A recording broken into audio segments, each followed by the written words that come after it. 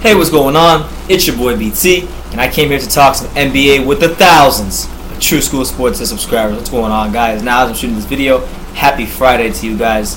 Hope you're having a great day wherever you're at.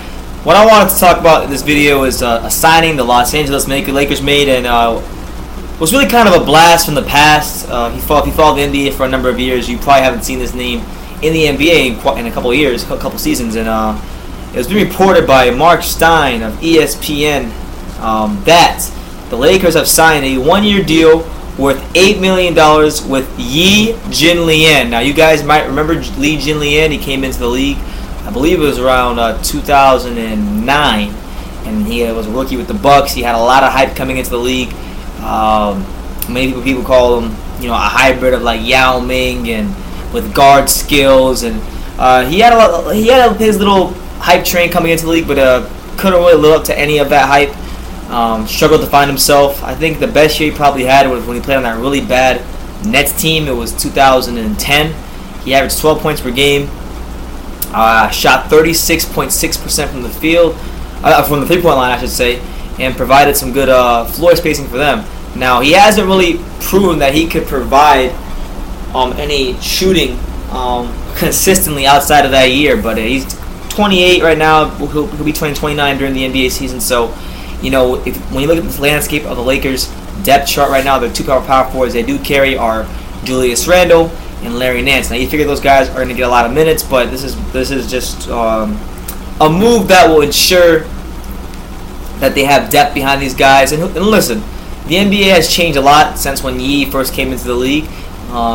So maybe they use him at center to try to space the floor, and maybe they try to bank on some of those skills he does have, which is he can shoot the ball just a little bit. At his size, with him being roughly, he's pushing pretty much. He is 7 feet tall, so a guy who's 7 feet tall can shoot a little bit. I think it could work for the Lakers, and this is an interesting move. To me, I'd say what the most interesting thing about the Jianlian signing is the fact that yes, it's an $8 million contract, but only $1 million of that is guaranteed, and the rest is incentive based. So he's gonna have to play and play very well to earn the rest of that money. So very interesting contract in that regard. I think if you look at his numbers the last years he was in the league with the Mavericks and the Wizards, you're gonna see that they are down dramatically. And that's probably because he had to play center a lot more. He played more center those 2 years than any other time of his career. If you look at when he did have that one successful year, individually speaking, that is when he averaged 12 points and shot 36% from the three-point line, he played 80% of his minutes as a power forward. So I think that would be the move for him if he's going to succeed. They're either going to have to, when they do, find they got to find somewhere for him. So maybe they go small and they put him as the 4, which would really not be going small because he's 7 feet tall. But what I'm saying is they could use him as a way to extend the defense because he does have somewhat of a three-point shot. I don't know if it's improved over the last couple of years because he has been out of the league since 2012. So maybe while he was out of the league, he's improved that shot.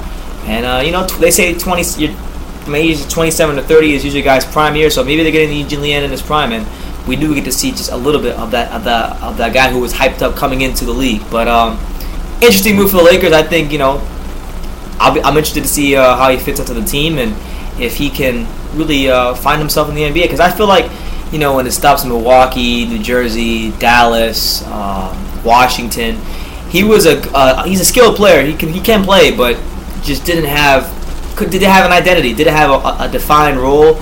Didn't really know who he was in the NBA. So maybe he can find himself with Lakers and be an asset to a team that definitely needs some assets, some guys who can play. So that's the news. Jianlian is coming back to the NBA from China, signs a one-year deal worth $8 million, only $1 million of it guaranteed, the rest being incentive-based.